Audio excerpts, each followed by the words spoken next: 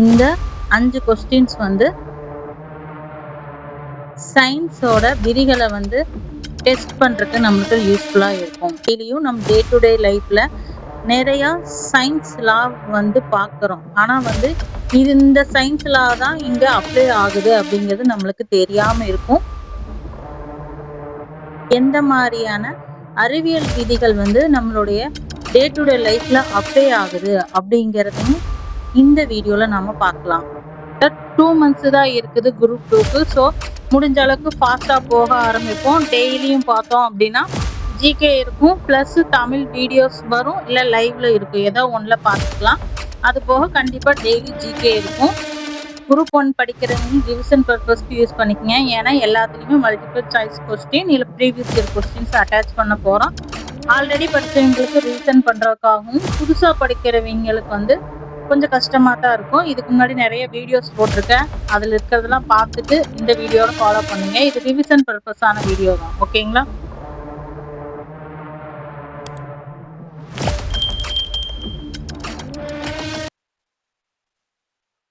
TNPSC தேர்வுக்கு வந்து அறிவியல் கேள்விகளை வந்து மனப்பாடம் பண்ணி தான் வந்து ஆன்சர் பண்ணணும்னு சொல்ல முடியாது. டிஎன்பிஎஸ்சில இந்த கொஸ்டின் தான் எக்ஸாம்ல வரும் அப்படின்னு சொல்லி நம்ம கன்ஃபார்ம் பண்ணி எந்த கொஸ்டினையும் சொல்ல முடியாது.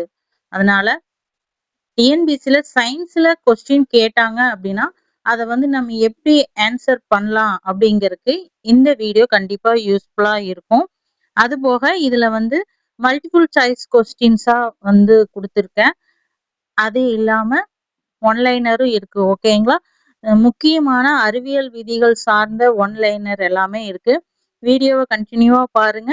கண்டிப்பா எக்ஸாமுக்கு வந்து யூஸ்ஃபுல்லா இருக்கக்கூடிய முக்கியமான கேள்விகள் வந்து இந்த வீடியோல இருக்கு. ஸ்கிப் பண்ணாம பாருங்க. அனைவருக்கும் வணக்கம். இந்த வீடியோல என்னென்ன பார்க்க போறோம் அப்படின்னா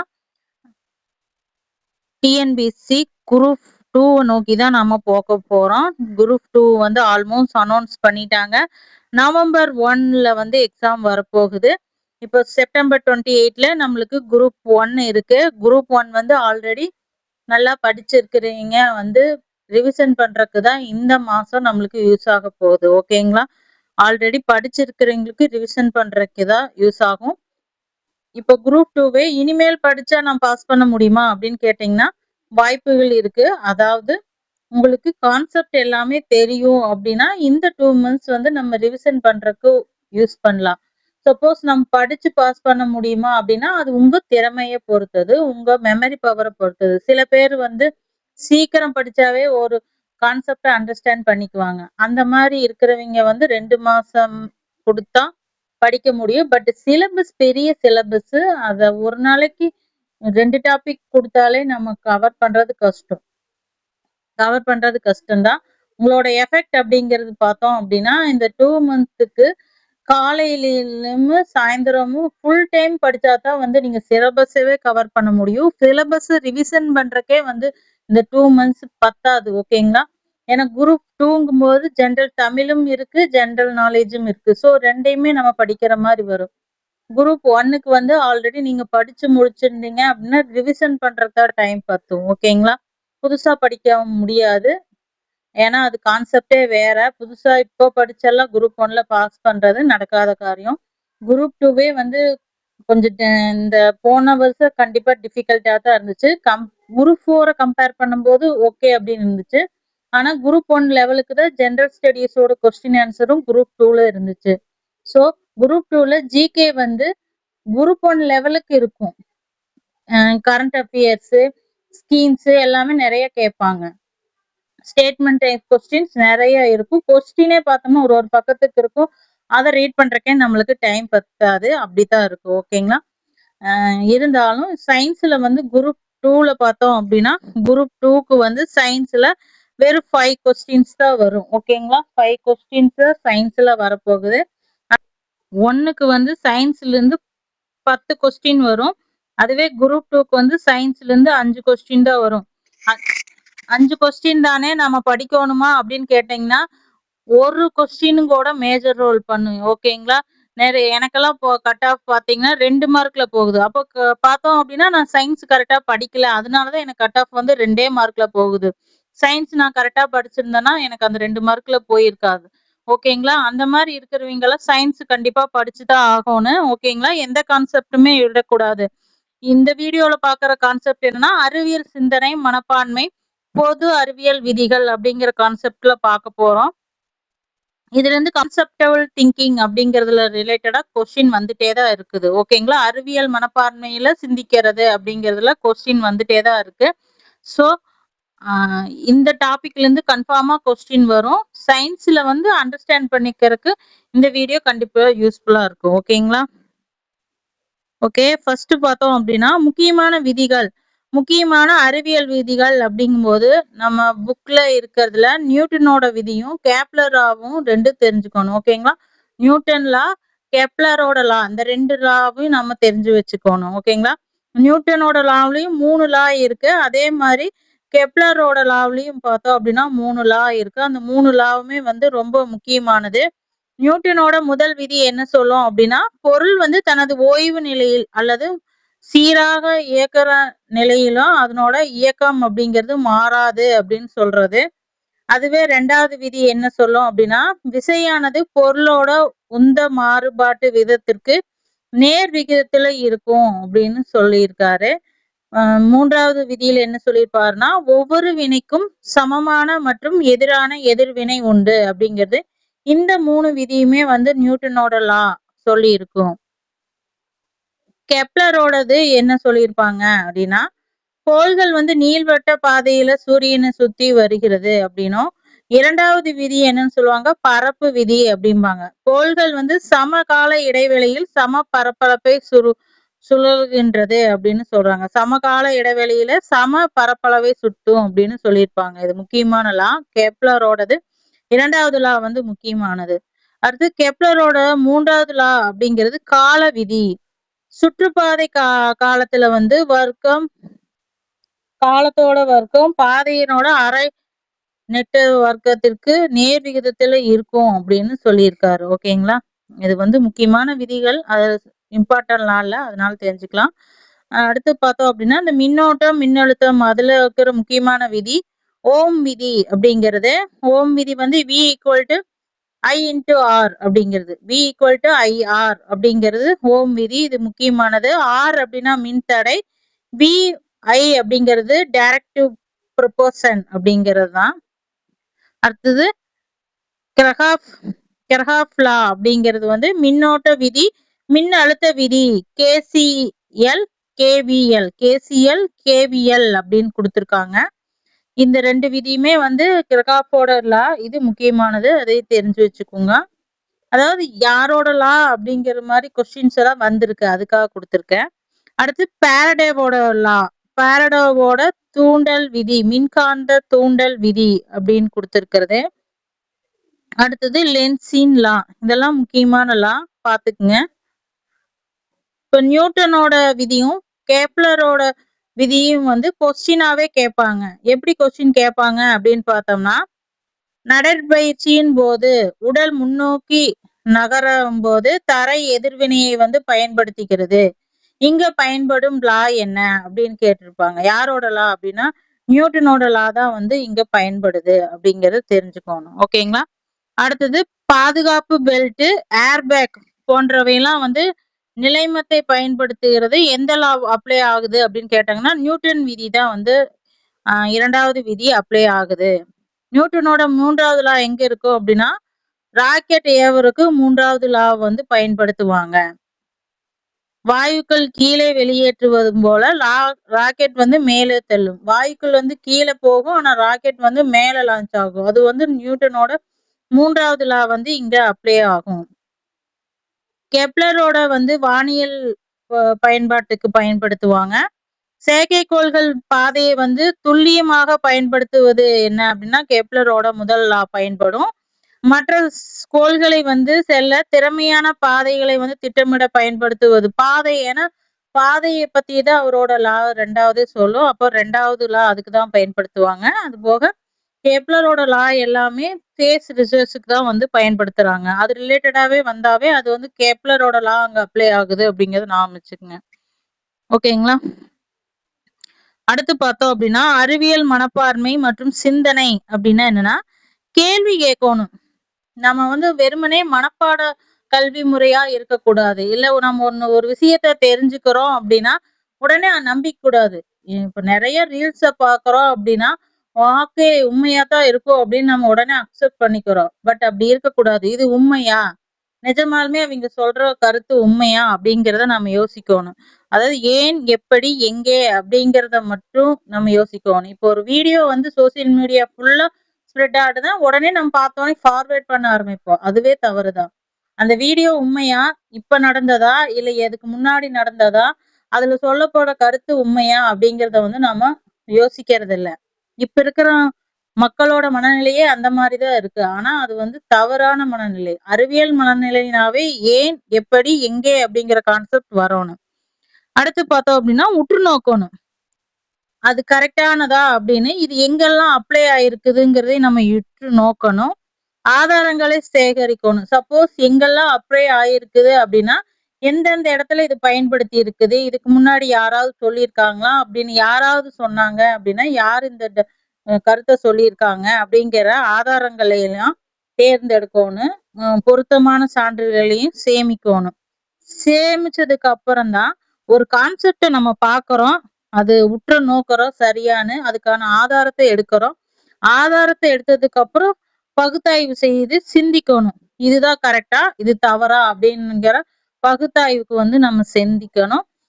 சிந்திக்கும் போது நாம ஒரு முடிவு எடுத்துட்டோம். இப்ப நம்ம ஒரு வீடியோ பார்த்தோம், அது வந்து உண்மையான வீடியோ அப்படின்னா ஓகே இதுல சொல்லப்பட்டிருக்கிற கருத்து உண்மை அப்படின்னு நம்ம முடிவு எடுக்கணும். சப்போஸ் அந்த வீடியோ பாக்குறோம், அது வந்து ஃபேக் வீடியோ, ஏஐனால கிரியேட் பண்ணப்பட்டிருக்கிற வீடியோ அப்படிங்கும்போது இது தவறான வீடியோ, இது வந்து சரியில்லை அப்படிங்கிறத நம்ம தான் முடிவு செய்யணும். அதுக்கப்புறம் இத வந்து மாற்றத்தை ஏற்றுக்கொள்ளணும். சப்போஸ் நம்ம நினைக்கிறோம் அந்த வீடியோ நம்மளுக்கு பிடிச்சிருக்குது. ஆனா அது வந்து ஒரு ஏஐலால கிரியேட் பண்ணப்பட்ட வீடியோ. நம்மளுக்கு வந்து அக்செப்ட் பண்ண முடியாது. ஏன்னா நம்ம நினைச்சிருப்போம் அது உண்மையான வீடியோன்னு. பட் அது வந்து ஏஐனால உருவாக்குன வீடியோ அப்படிங்கும்போது நம்ம நினைச்சது அந்த இடத்துல தவறாகும்போது ஓகே அக்செப்ட் அப்படின்னு ஏத்துக்கணும். சப்போஸ் நம்ம நினைச்சது பாசிட்டிவா இருக்கும்போது சந்தோஷப்படுற மாதிரி, நம்ம நினைச்சது நெகட்டிவா இருக்கும்போது அதை அக்செப்ட் பண்ற மனநிலைக்கு வந்து வரணும். இதெல்லாம் தான் என்னன்னா அறிவியல் சிந்தனை மற்றும் மனநிலையை வளர்த்தல் அப்படின்னு சொல்றாங்க. ஓகே, ரோட் லேர்னிங் மனப்பாடம் செய்யறதுக்கும் கருத்துரல் கற்றலுக்கும் உள்ள வேறுபாடுகள் என்ன அப்படின்னு பார்க்கலாம். அதாவது பார்த்தோனையுமே வந்து ஒரு கொஸ்டினை மனப்பாடம் செய்யறது வந்து என்ன அப்படின்னா அது வந்து மனப்பாடம் செய்தல் தான். அதுக்கு ஷார்ட்கட் வைக்கிறதும் என்னது மனப்பாடம் செய்யறதுதான். ஒரு கொஸ்டினுக்கு ஷார்ட்கட் வைக்கிறது மனப்பாடம் செய்யறதுதான். அது ஸ்மார்ட் வே அப்படின்னு சொல்ல முடியாது. ஷார்ட்கட் வைக்கிறதும் மனப்பாடம் செய்யறதுதான். அதுவே வந்து அந்த கான்செப்ட புரிஞ்சுச்சு அப்படின்னா அதுல இருந்து எத்தனை கொஸ்டின் கேட்டாலும் நம்மளால ஆன்சர் பண்ண முடியும். அதுக்கு ஒரு ஷார்ட்கட்டும் தேவையில்லை. ஒவ்வொரு கொஸ்டினுக்கும் ஒவ்வொரு ஷார்ட்கட் வச்சுட்டு நாம அதை மனப்பாடம் பண்ணிட்டு இருக்கிறதுக்கு பதிலா அண்டர்ஸ்டாண்ட் பண்ணிட்டோம் அப்படின்னா நம்மளுக்கு ஈஸியா தான் இருக்கு. ஓகேங்களா? தேர்வு அதாவது மனப்பாடம் அப்படிங்கிறது வந்து தகவல்களை வந்து வெறுமனே மனப்பாடம் செய்வோம், மேலோட்டமா தான் புரிந்து கொள்வோம், தேர்வு திறன்ல கவனம் செலுத்த மாட்டோம். குறைந்த தாள்களை மட்டும்தான் நம்மளுக்கு எது வேணுமோ அதை மட்டும் நம்ம பார்த்துட்டு போவோம். குறைவான விமர்சன சிந்தனை தான் நம்மளுக்கு இருக்கும். அதுவே வந்து கருத்துருவ கற்றல்ல எப்படி இருக்கும் அப்படின்னா கருத்துக்களை வந்து நம்ம முழுமையா புரிந்து கொள்ற மாதிரி இருக்கும். ஆழமான புரிதல் நமக்கு ஏற்படும். திறன் மேம்பாடு மற்றும் விமர்சன சிந்தை. எதனால இந்த கான்செப்ட் வந்து வந்துச்சு, இது உண்மையா பொய்யா அப்படின்னு விமர்சிக்க கூடிய மனநிலையும் நம்மளுக்கு வரும். அதிக தக்க வைத்தல் மற்றும் வாழ்நாள் முழுவதும் இருக்கும். அந்த கொஸ்டினுக்கான ஆன்சர் இப்ப மட்டும் நம்ம ஆன்சர் பண்ற மாதிரி இருக்காது. நம்ம லைஃப்ல லாங் நம்மளுக்கு கூட வரக்கூடிய அளவுக்கு ஆழமான கற்றுதல் நம்மளுக்கு அமையும். பிரச்சனைகளை தீர்ப்பதற்கும் நம்மளுக்கு உதவும். சோ எப்பவுமே ஒரு லேர்னிங் அப்படிங்கிறது மனப்பாடம் செய்யறது மட்டும் இருக்கக்கூடாது. அண்டர்ஸ்டாண்ட் பண்ணி புரிந்து கொள்ளக்கூடிய கற்றலா இருக்கணும். இதுதான் வந்து மனப்பாடம் செய்த கற்றலுக்கும் கருத்துரு கற்றலுக்கும் உள்ள வேறுபாடு. அடுத்து பார்த்தோம் அப்படின்னா அறிவியல் இருக்கிற முக்கிய விதிகள் என்ன அப்படிங்கறத ஒன்லைனரா பார்க்கலாம். அது பார்த்ததுக்கு அப்புறம் மல்டிபிள் சாய்ஸ் கொஸ்டின்ஸா பார்க்கலாம். நியூட்டனோட முதல் இயக்க விதி எதை விளக்குகிறது அப்படின்னா நியூட்டனோட முதல் இயக்க விதி எதை விளக்குதுன்னா நிலைமத்தை பத்தி விளக்குது. நிலைமம் இன்டரியா அப்படிங்கிறத விளக்குகிறது. ஓகேங்களா? நியூட்டனோட இரண்டாவது இயக்க விதியனோட சமன்பாடு என்ன அப்படின்னா F = ma. இது முக்கியமானது. நியூட்டனோட இரண்டாவது விதியோட சமன்பாடு என்னன்னா F = ma அப்படிங்கிறது. நியூட்டனோட மூன்றாவது இயக்க விதி எது அப்படின்னா ஒவ்வொரு செயலுக்கும் சமமான எதிர் செயல் உண்டு. ஒவ்வொரு செயலுக்கும் சமமான எதிர் செயல் உண்டு. எதிர் செயல் அப்படிங்கும்போது நம்மளுக்கு எப்பவுமே ப்ராப்ளம் வந்துட்டே இருக்கு அப்படிங்கும்போது நம்மளுக்கு நெகட்டிவ்னு அர்த்தம். நெகட்டிவா நம்மளுக்கு ஒண்ணு நடந்துட்டே இருக்குதுன்னா அப்போ கண்டிப்பா பாசிட்டிவா ஒண்ணு நம்மளுக்கு நடக்கும் அப்படின்னு அர்த்தம். ஓகேங்களா? அதுதான் நெகட்டிவ் நடந்துட்டே இருந்தா கண்டிப்பா அங்க ஒரு பாசிட்டிவ் நடக்கும் அப்படிங்கிற மாதிரியும், எப்பவுமே பாசிட்டிவா போயிட்டு இருக்கு அப்படின்னா அந்த இடத்துல கண்டிப்பா ஒரு நெகட்டிவ் நடக்கும். அதாவது ஒவ்வொரு செயலுக்குமே சமமான ஒரு எதிர் செயல் உண்டு அப்படிங்கிறது நியூட்டனோட மூன்றாவது விதின்னு சொல்லப்படுகிறது. புவியீர்ப்பு விதியை முன்வைத்தவர் யாரு அப்படின்னா நியூட்டன் தான் முன்வைத்திருப்பாரு. நியூட்டனோட பொது ஈர்ப்பு விதி அப்படிங்கிறது எதை குறிக்கிறது அப்படின்னா இரு பொருட்களுக்கு இடையேயான ஈர்ப்பு விசை அவற்றின் நிறைகளின் பெருக்கல் பலனுக்கு நேர் விகிதத்திலும், பொருளுக்கு இடையே இருக்கிற ஈர்ப்பு விசை அவற்றோட நிறைக்கு பெருக்கல் பலனுக்கு நேர் விகிதத்தில்னா பிளஸ்ல இருக்கும். அவற்றின் இடையேயான தூரத்தின் வர்க்கத்திற்கு எதிர் விகிதத்திலும் மைனஸ்ல இருக்கும். இது பிளஸ்ல இது மைனஸ்ல இருக்கும். அதத்தான் பொது ஈர்ப்பு விதி அப்படின்னு சொல்லியிருக்காங்க. ஓம் விதி எதற்கு தொடர்புடையது அப்படின்னா ஓம் விதி எதற்கோடு தொடர்புடையதுன்னு கேட்டாங்கன்னா மின்னோட்டம் மற்றும் மின் அழுத்தத்துடன் தான் ஓம் விதி அப்படின்னு தொடர்புடையது. ஓம் விதியோட சமன்பாடு என்னன்னா V = IR.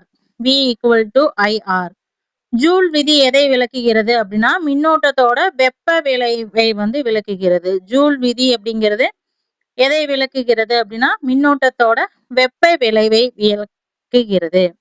ஜூல் வெப்ப விதியின் சமன்பாடு என்ன அப்படின்னா H = I² RT. H = I² அப்படிங்கிறத ஜூல் வெப்ப விதியோட சமன்பாடு. பாஸ்கல் விதி எதன் அடிப்படையில் செயல்படுகிறது அப்படின்னு கேட்டாங்கன்னா அடைக்கப்பட்ட திரவத்தின் மீது செலுத்தப்படும் அழுத்தம் அனைத்து திசைகளிலும் சமமாக பரவும். ஆர்க்கிமிடிஸ் தத்துவம் எதை விளக்குகிறது அப்படின்னு கேட்டாங்கன்னா மிதத்தல் மற்றும் மிதப்பு விதியை. ஆர்க்கிமிடிஸ் தத்துவம்னாலே மிதத்தல் மற்றும் மிதப்பு விதியை விளக்குவது எதுன்னா ஆர்க்கிமிடிஸ் லா. ஆர்க்கிமிடிஸ் லா படி மிதப்பு விசை எதற்கு சமமா இருக்கும் அப்படின்னா பொருளால் இடம்பெயர்க்கப்படும் திரவத்தின் எடைக்கு சமமாக இருக்கும். எந்த திரவத்தை இடம்பெயர் செய்தோ அதனோட எடைக்கு சமமா இருக்கும் அப்படின்னு ஆர்க்கிமிடிஸ் சொல்றாரு. பெர்னோலின் லா என்ன சொல்லுது அப்படின்னா பாய்மத்தின் வேகம் அழுத்தத்திற்கு இடையே உள்ள தொடர்பை பற்றி விளக்குகிறது. பாய்மத்தோட வேகத்தையும் அதனோட அழுத்தத்திற்கும் வேகம் மற்றும் அழுத்தத்திற்கு இடையேயான தொடர்பை விளக்குகிறது. பாய்மத்தின் வேகம் அதிகரிக்கும் போது அதன் அழுத்தம் பொதுவாக எப்படி இருக்கும் அப்படின்னா குறையும். வேகம் அதிகரிக்கும் பொழுது அழுத்தம் அப்படிங்கிறது குறையும்.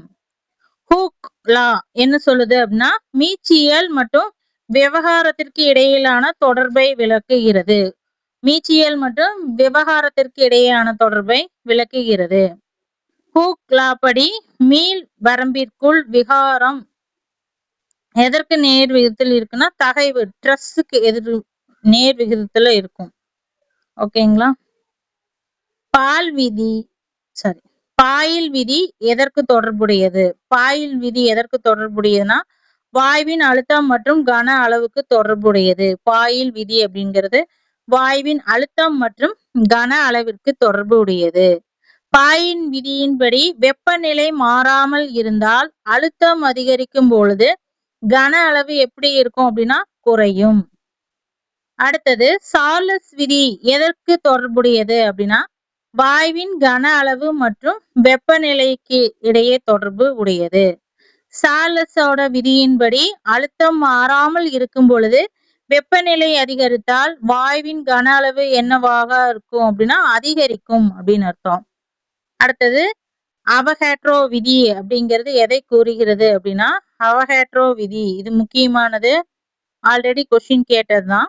ஒரே வெப்பநிலை மற்றும் அழுத்தத்தின் சம கன அளவு வாயுக்கள் சம எண்ணிக்கையிலான மூலக்கூறுகளை கொண்டிருக்கும். சம கன அளவு கொண்ட வாயுக்கள் வந்து சம அளவு உள்ள மூலக்கூறுகளை கொண்டிருக்கும் அப்படிங்கிறத அந்த அவகாட்ரோ லா அப்படிங்கிறது. கிர்காஃப் முதல் விதி எதன் அடிப்படையில் அமைந்துள்ளது அப்படின்னா, மின்னூட்டத்தோட அழியாமை விதியினோட அடிப்படையில் அமைந்து இருக்கிறது. கிர்காஃபோட இரண்டாவது விதி அப்படிங்கிறது எதன் அடிப்படையில் இருக்கும் அப்படின்னா, ஆற்றல் அழியாமை விதி. கிர்காஃப் லாவோட இரண்டாவது விதி எதன் அடிப்படை அப்படின்னாவே ஆற்றல் அழியாமை விதி அப்படிங்கிறது. லென்ஸ் விதி எதை விளக்கும்? மின்காந்த தூண்டலில் உருவாகும் தூண்டப்பட்ட மின்னோட்டத்தின் திசையை வந்து லென்ஸ் விதி அப்படிங்கிறது விளக்கும். ஃபாரடே விதி எதற்கு தொடர்புடையது அப்படின்னா, மின்காந்த தூண்டலுடன் தொடர்புடையது. ஃபாரடே விதி அப்படிங்கிறது மின்காந்தல் தூண்டலுடன் தொடர்பு உடையது. கூலம் விதி எதை விளக்கும் அப்படின்னா, மின்னூட்டங்களுக்கு இடையேயான மின் விசையை பற்றி விளக்கும். கூலம் விதியோட இரண்டு மின்னோட்டங்களுக்கு இடையே விசை தூரம் அதிகரிக்கும் பொழுது எவ்வாறு மாறும் அப்படின்னா, தூரத்தின் வர்க்கத்திற்கு எதிர் விகிதமாக குறையும். ஸ்டீஃபன் போல்ட்ஸ்மேன் விதி எதற்கு தொடர்புடையது அப்படின்னா, கரும்பொருளின் கதிர்வீச்சு ஆற்றலுக்கும் வெப்பநிலைக்கும் இடையேயான தொடர்பு. கரும்பொருளோட கதிர்வீச்சு ஆற்றலுக்கும் வெப்பத்திற்கு இடையேயான தொடர்பு பற்றி ஸ்டீஃபன் போல்ட்ஸ்மேனோட விதி விளக்குகிறது. வியர்னலின் இடப்பெயர்ச்சி விதி எதை விளக்கும் அப்படின்னு பார்த்தோம்னா, கருப்பொருளால அதிகபட்ச கதிர்வீச்சு எனப்படும் அலைநீளம் அதன் வெப்பநிலைக்கு எதிர்வினையாக இருப்பதைத்தான் விளக்கும். ஆற்றல் அழியாமை விதி என்ன கூறுகிறது அப்படின்னு பார்த்தோம்னா, ஆற்றலை உருவாக்கவோ அழிக்கவோ முடியாது. ஒரு வடிவிலிருந்து மற்றொரு வடிவிற்கு மட்டுமே மாற்ற முடியும். இது முக்கியமான விதி. ஆற்றலை வந்து உருவாக்கவோ அழிவாக்கவோ முடியாது. ஒரு வடிவத்திலிருந்து மற்றொரு வடிவத்திற்கு தான் மாற்ற முடியும் அப்படின்னு சொல்றாங்க. ஓகேங்களா? இது வந்து முக்கியமான அறிவியல் விதிகளை பத்தி பார்த்தோம். ஓகேங்களா? அடுத்து என்ன அப்படின்னா, மல்டிபிள் சாய்ஸ் கொஸ்டின் டைப்ல ஒன் வேர்ட்ஸ் பார்க்க போறோம்.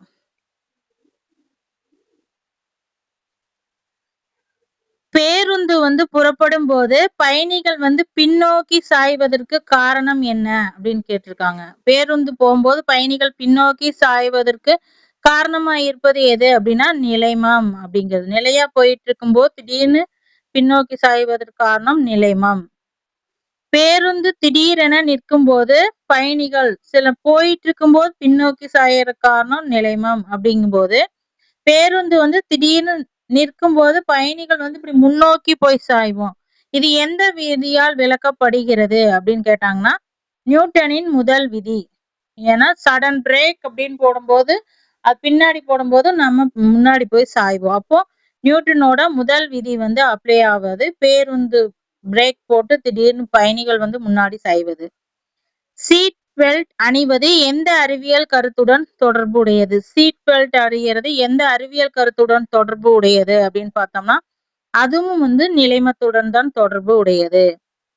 கத்தியை வந்து கூர்மையாக வைத்திருப்பதன் முக்கிய அறிவியல் காரணம் என்ன? கத்தி கூர்மையா இருக்கிறதுக்கான காரணம் என்ன அப்படின்னு பார்த்தோம்னா, அழுத்தத்தை வந்து அதிகரிக்கிறதுக்கு. இப்ப கூர்மையா இருக்கும்போது கத்தி கட் பண்றதே ஒரு பொருள் போது நம்ம அழுத்தும் போதுதான் இன்னொரு பொருளை கட் பண்ணுது. அப்போ அழுத்தத்தை அதிகரிக்கிறதுக்காகத்தான் வந்து கத்தி அப்படிங்கிறது கூர்மையா வைத்திருக்கிறோம். இது ஆல்ரெடி கொஸ்டின் வந்த கொஸ்டின். டிஎன்பிஎஸ்சில வந்த ப்ரீவியஸ் இயர் கொஸ்டின் தான்.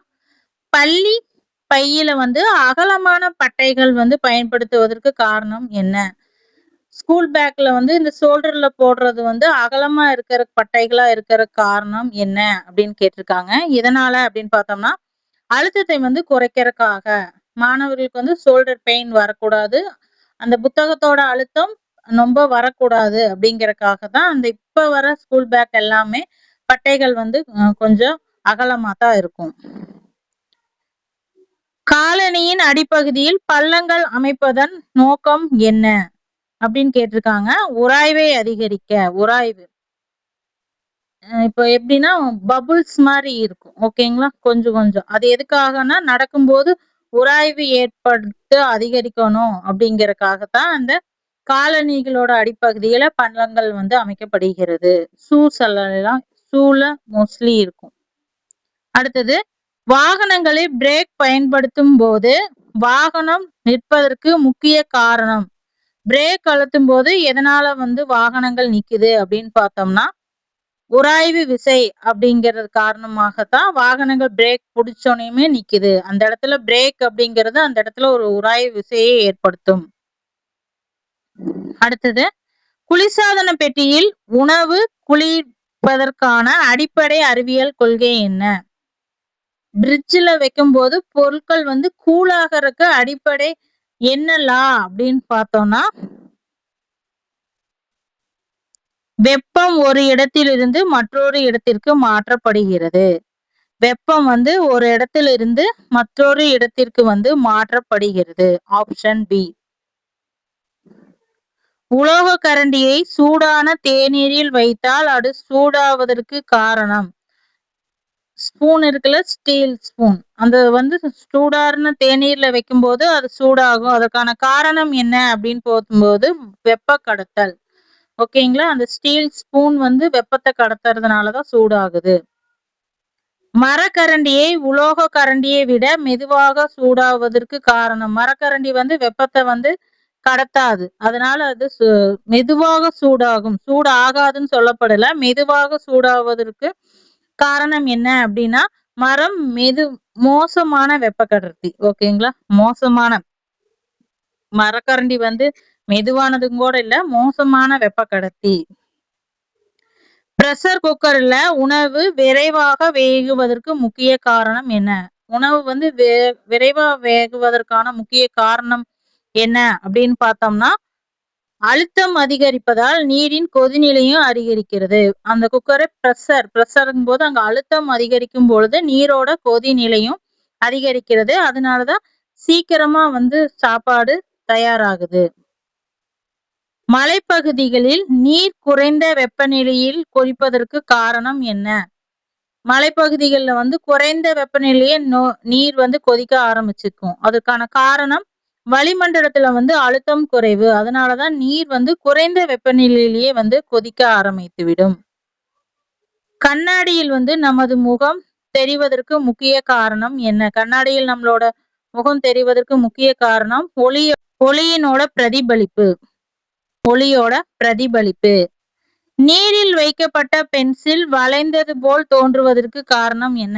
நீர்ல போய் ஒரு பென்சிலை வச்சோம் அப்படின்னா அது வளைஞ்சு போன மாதிரி இருக்கிறதுக்கு காரணம் என்ன? ஒரு ஒளி விலகல்னாலதான் நீரில வைக்கப்பட்ட பென்சில் வளைந்தது போல நம்மளுக்கு தெரியும்.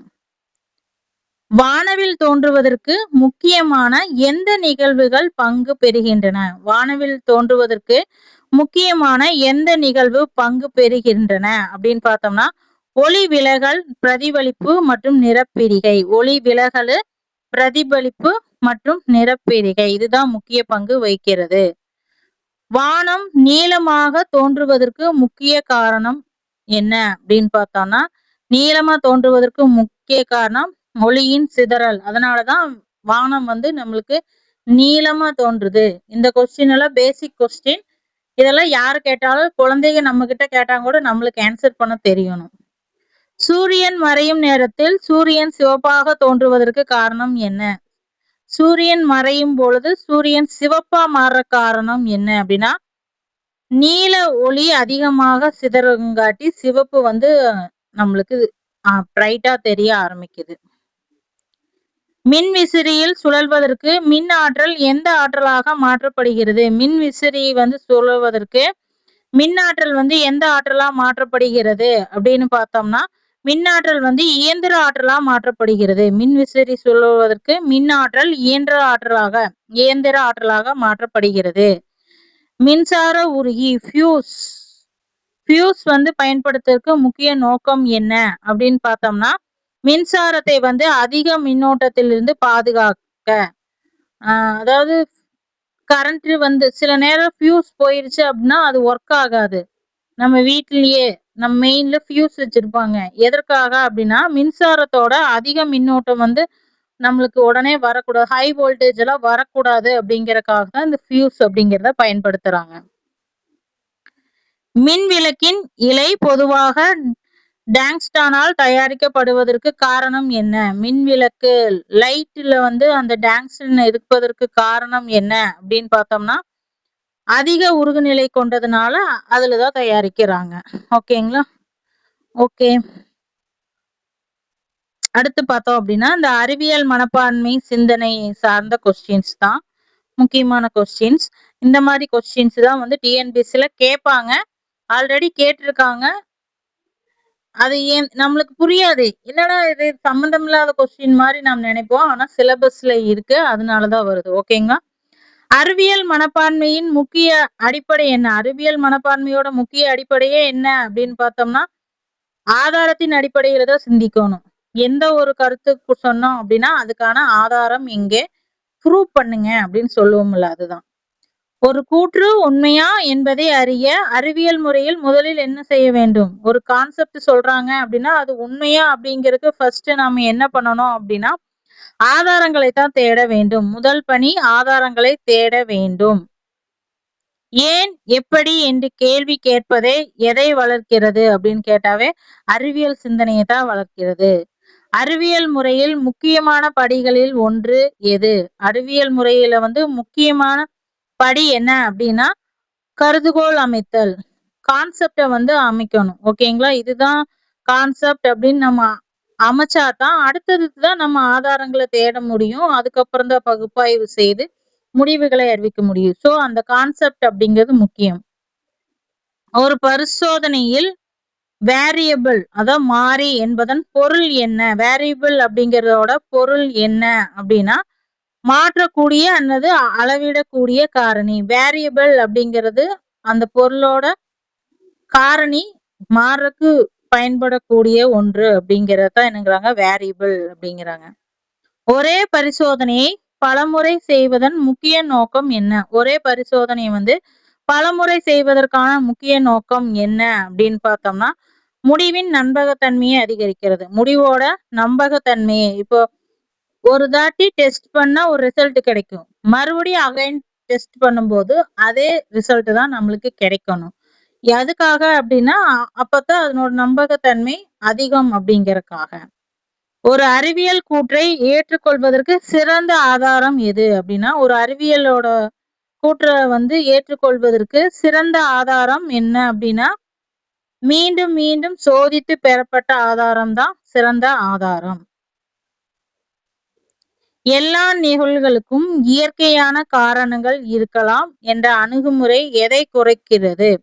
எல்லா நிகழ்வுக்கும் இயற்கையானவே காரணங்கள் இருக்கலாம் அப்படிங்கிற அணுகுமுறை வந்து எதை குறிக்கும் அப்படின்னு பார்த்தோம்னா, அறிவியல் மனப்பான்மையை குறிக்கும்.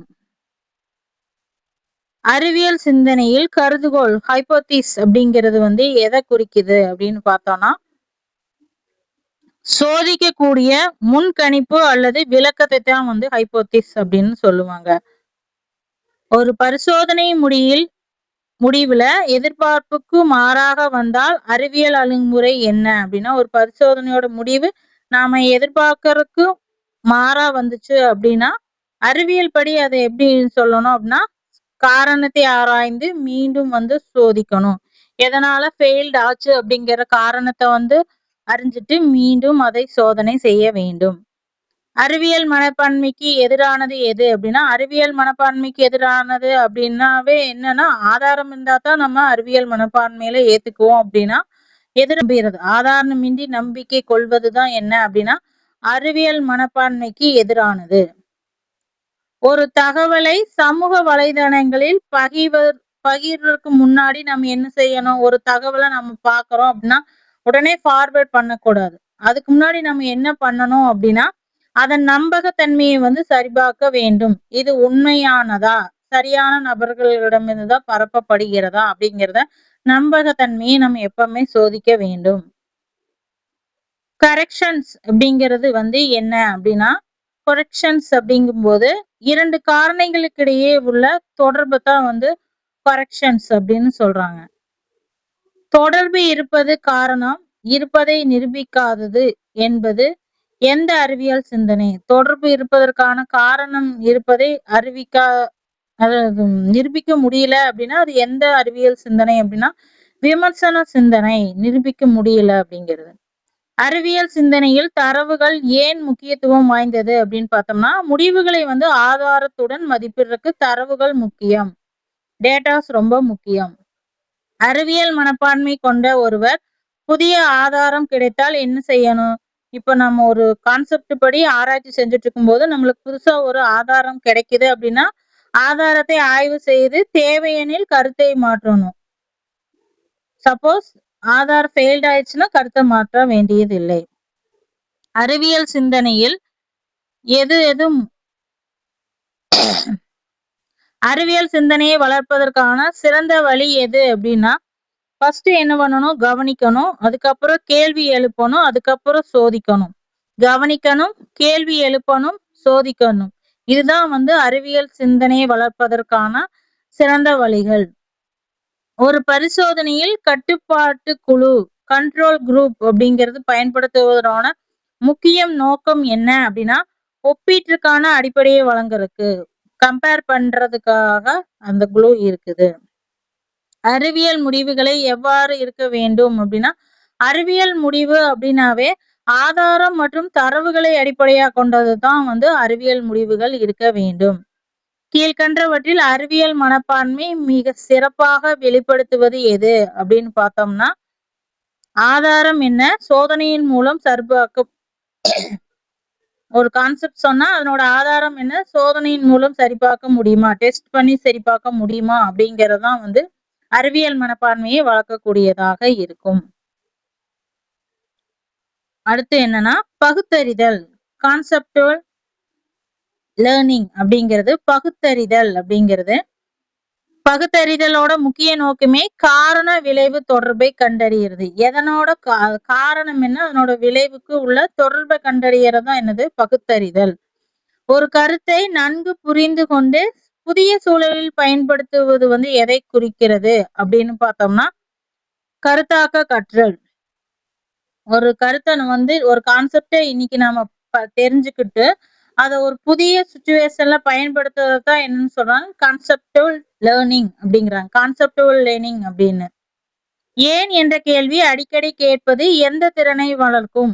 ஏன் அப்படிங்கிற கேள்வியை அடிக்கடி கேட்கும் போது எந்த திறனைனா பகுத்தறியும் திறனை தான் வகுக்கும். ஒரு பிரச்சனையை தீர்வு காண முதலில் என்ன செய்ய வேண்டும் அப்படின்னா இந்த நம்ம ஃபர்ஸ்ட் பார்த்தோம் அப்படின்னா இதுல கொடுத்துருக்க ஆப்ஷனை பார்த்தா உடனடியாக முடிவு செய்தல் அப்படிங்கும்போது அதை ஒமிட் பண்ணணும். இது தவறு அப்படின்னு நமக்கு தெரியும். பிறரிடம் குறை கூறுதல், இதுவும் தவறு. பிரச்சனையை வந்து தவிர்த்தல், கண்டிப்பா இதுவும் தவறு. அப்போ இருக்கிற ஆப்ஷன் பிரச்சனையை தெளிவாக அடையாளம் காணுதல், இதுதான் வந்து சரியான ஆப்ஷனா இருக்கும். அறிவியல் பகுத்தறிவியலோட அடிப்படை என்ன அப்படின்னு பார்த்தோம்னா ஆதாரத்தின் அடிப்படையான முடிவு செய்யறதுதான் அறிவியல் பகுத்தறிவினோட அடிப்படை. ஒரு கருத்தை கற்றுக்கொள்ள சிறந்த வழி என்ன? ஒரு கருத்தை வந்து நம்ம தெரிஞ்சுக்கணும் அப்படின்னா அதனோட சிறந்த வழி என்ன அப்படின்னா பொருளை புரிந்து கொள்ளாமல் மனப்பாடம் செய்தல் அப்படிங்கிறது தவறு. மனப்பாடம் செய்யக்கூடாது. கருத்தின் பொருளையும் பயன்பாட்டையும் புரிந்து கொள்வதுதான் என்ன அப்படின்னா ஒரு கருத்தை நம்ம கற்றுக்கொள்வதற்கான சிறந்த வழி. மனப்பாடம் செய்வது கிடையாது. அனைத்து உலோகங்களிலும் வெப்பத்தில் விரிவடைகின்றன. இரும்பு ஒரு உலோகம், எனவே இரும்பு வெப்பத்தில் விரிவடையும் அப்படிங்கிறது. இது எந்த வகையான சிந்தனை அப்படின்னு பார்த்தோம்னா தர்க்க ரீதியான சிந்தனை. ஓகேங்களா? அனைத்து உலோகமே வெப்பத்துல வந்து விரிவடையும் போது உலோகம்னாவே வெப்பப்படுத்தினா விரிவடையும் தான் அர்த்தம். அப்ப இரும்பு ஒரு உலோகம் அப்படிங்கும் போது இரும்பும் வந்து விரிவடையும் அப்படின்னு நம்மளா அண்டர்ஸ்டாண்ட் பண்றது. ஓகேங்களா? இது ரீசனிங் டைப் கொஸ்டின்ஸ்ல இந்த மாதிரி எல்லாம் வரும். ஒரு தகவலின் உண்மையை அறிய முதன்மையாக எதனை சரிபார்க்க வேண்டும்? ஒரு தகவல் நம்மளுக்கு வருது அப்படின்னா முதல்ல நம்ம எதை சரிபார்க்க வேண்டும் அப்படின்னு பார்த்தோம்னா ஆதாரம் மற்றும் நம்பகத்தன்மையை தான் சரிபார்க்க வேண்டும். ஆதாரம் மற்றும் நம்பகத்தன்மையை சரிபார்க்க வேண்டும். அடுத்து இருக்கிற இந்த 5 கொஸ்டினுமே மிக முக்கியமான கொஸ்டின்ஸ் அப்படிங்களா. கீழ்கண்டவற்றில் கருத்தாக்க கற்றலின் சிறந்த எடுத்துக்காட்டு எது? இது ஆல்ரெடி டிஎன்பிசில கொஸ்டின் கேட்டதுதான். சிறந்த கற்றலுக்கான எடுத்துக்காட்டு என்ன அப்படின்னு பார்த்தோம்னா, வரையறையை அப்படியே மனப்பாடம் செய்தல் தவறு. கற்ற கருத்தை அன்றாட வாழ்க்கையினுடன் பயன்படுத்துவது இதுதான் சரி. புத்தகத்தை மட்டும் வாசிப்பது இதுவும் தவறு. குறிப்புகளை நகல் எடுப்பதும் தவறு. சோ சிறந்த கற்றலுக்கான எடுத்துக்காட்டு என்ன அப்படின்னு பார்த்தோம்னா, கற்ற கருத்தை அன்றாட வாழ்க்கையுடன் பயன்படுத்துவது. ஒரு பிரச்சனையில பல்வேறு தீர்வுகளை ஒப்பிட்டு சிறந்ததை தேர்ந்தெடுப்பது எதை காட்டுகிறது அப்படின்னு பார்த்தோம்னா, பகுத்தாய்வு சிந்தனையை தான் காட்டுகிறது. காரணம் இல்லாமல் எந்த நிகழ்வும் ஏற்படாது என்ற அணுகுமுறை எதனுடன் தொடர்புடையது? காரணம் இல்லாம எதுவுமே ஏற்படாது அப்படிங்கிறது எதை சொல்றோம்? பகுத்தறிவு. அதுவே மூட நம்பிக்கை எப்படின்னா, இப்போ ஒரு நிகழ்வு நடக்குது அப்படின்னா அதுக்கு அதுதான் காரணம் அப்படின்னு சொல்லி சம்பந்தமே இல்லாதோட ஒண்ணு ஜாயின் பண்றதுதான் மூட நம்பிக்கை அப்படின்னு சொல்றது. ஒரு கருத்தை வகைப்படுத்தி ஒற்றுமையை மற்றும் வேறுபாடுகளை கண்டறிவதற்கு எதற்கு உதவும்? எது உதவும்னா, ஒரு கருத்து தெரிஞ்சிருச்சு, அதை பிரிச்சு அதனோட டிஃபரெண்ட் என்ன, எதோட ஒத்து போகுது அப்படின்னு பாக்குறதுக்கு எது உதவும் அப்படின்னு பார்த்தோம்னா, கருத்தை புரிந்து கொள்ளுதல் தான் உதவும். கீழ்கண்டவற்றில் எது விமர்சன சிந்தனை அடிப்படை? விமர்சனம் செய்யற அடிப்படையிலேயே இருக்கக்கூடியது சரி. ஆதாரங்களை ஆராய்ந்து முடிவு செய்யறது. ஒரு கீழ்கண்டவற்றில் விமர்சன சிந்தனையின் அடையாளம் என்னன்னா, விமர்சனம் செய்யறதுமே என்னன்னா ஆதாரங்களை ஆராய்ந்து முடிவு செய்யறதுதான். ஒரு மாணவர் கற்ற அறிவியல் விதியை பயன்படுத்தி அன்றாட வாழ்க்கையில் ஒரு பிரச்சனையை தீர்க்கிறார் அப்படின்னா அது எதை குறிப்பிடுகிறது அப்படின்னு பார்த்தோம்னா, கருத்தாக்க கற்றல், கான்செப்டுவல் லேர்னிங் தான் குறிப்பிடுகிறது.